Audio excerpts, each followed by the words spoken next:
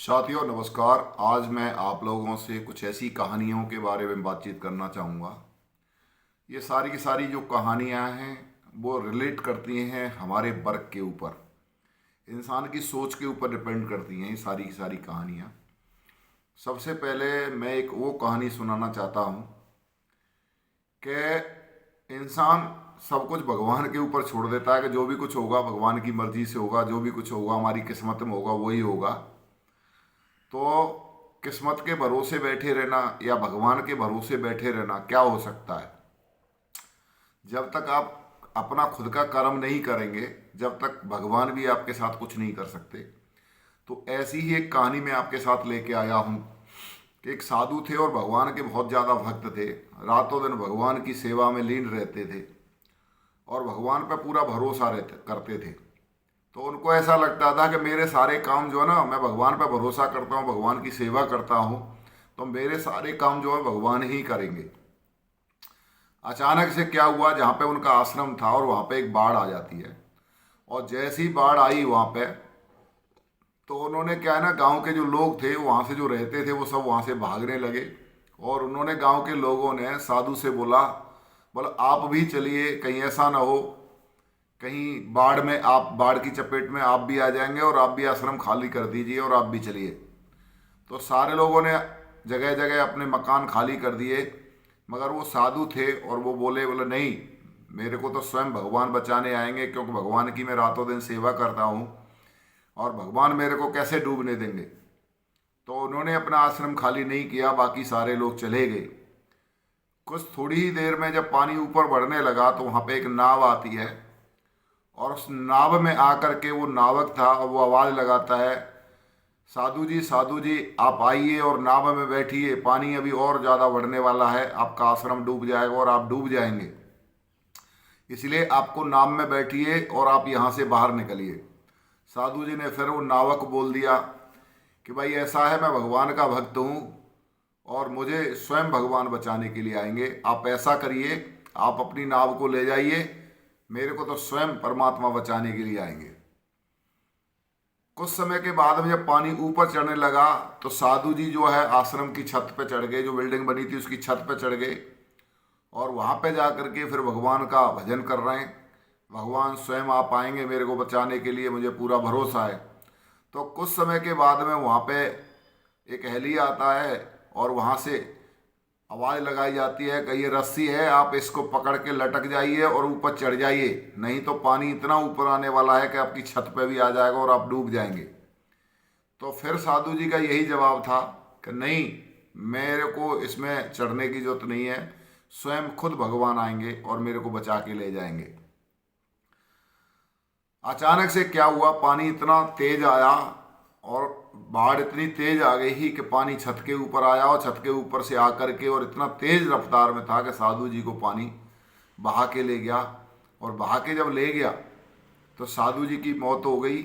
और जब मौत हो गई तो वहाँ परमात्मा के पास पहुँचे और वहाँ जा कर के वो बहुत गुस्सा में थे। और गुस्सा में होकर के जब भगवान का जब इंटरव्यू हुआ तो जा कर के भगवान पर बड़े नाराज़ थे और भगवान से एक ही बात बोले कि मैंने आपकी इतनी सारी सेवा की, मैंने पूरा जीवन आपकी सेवा में गुजार दिया, मगर आपने मेरा एक छोटा सा काम नहीं किया, आपने मेरी जान तक नहीं बचाई। और कम से कम आप मेरी जान बचाते आकर के, मैं तो आपके ही भरोसे था, मैं तो पूरा जीवन आपके ही भरोसे गुजार दिया।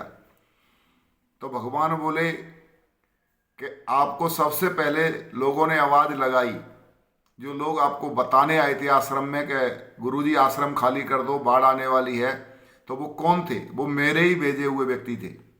जब आपने उनकी बात नहीं मानी, दोबारा जब एक नावक लेके आपके पास आया था, नाव लेकर के, जब वो आपसे बोल रहा था तो वो कौन था? वो मेरा ही भेजा हुआ व्यक्ति था। और जब भी आप नाव में नहीं बैठे, जब तीसरी बार जब ऊपर से हेली से जब ऊपर के से आपके लिए रास्ता फंसा गया और आपसे बोला गया कि आप ऊपर चढ़ के रस्सी में हेली में बैठ जाइए, जब भी आप नहीं बैठे और जब भी आपने बात नहीं मानी, तो आप एक चीज बताइए, स्वयं परमात्मा तो किसी को बचाने के लिए आते नहीं हैं, कर्म तो खुद को ही करना पड़ता है।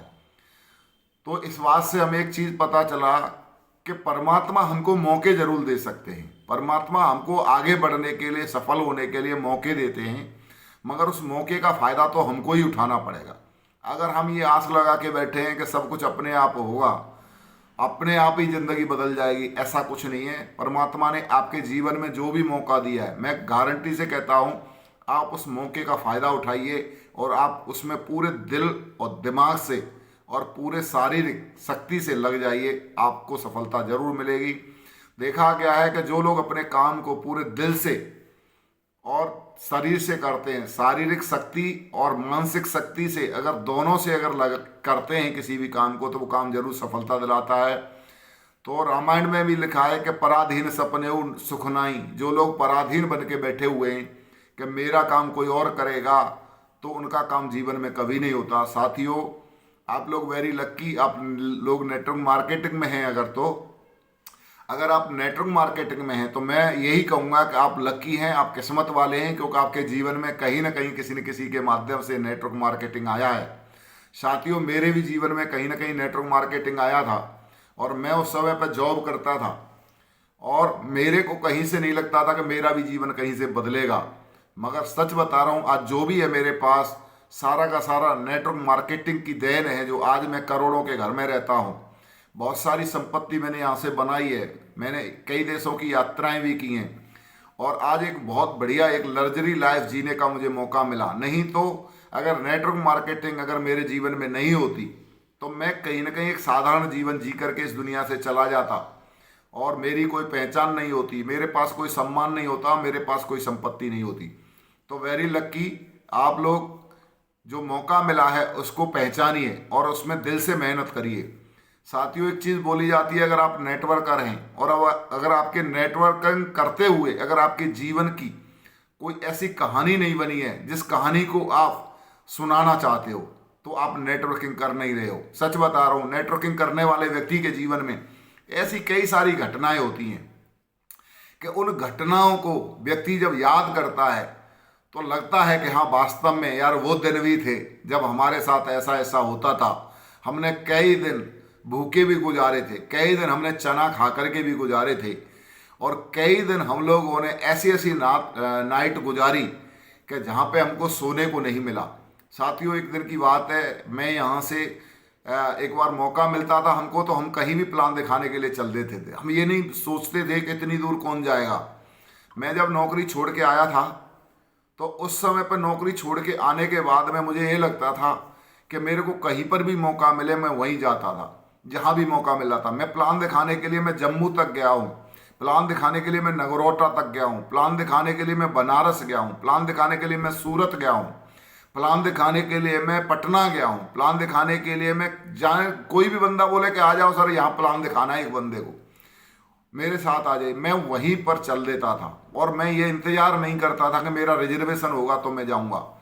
मैं जनरल की टिकट लेता था और जनरल की टिकट ले करके अगर मेरे को स्लीपर में अगर टीटी सीट दे देता था तो मैं स्लीपर में बैठ के चला जाता था और स्लीपर में अगर जगह नहीं मिलती थी तो मैं जनरल में ही बैठ के जाता था। इस तरीके से सफ़र किया लगातार, कंटिन्यू 2-3 साल 4 साल तक लगातार इस तरीके से मेहनत की और इसका परिणाम यह हुआ कि बहुत अच्छी टीम बन के निकल के आई।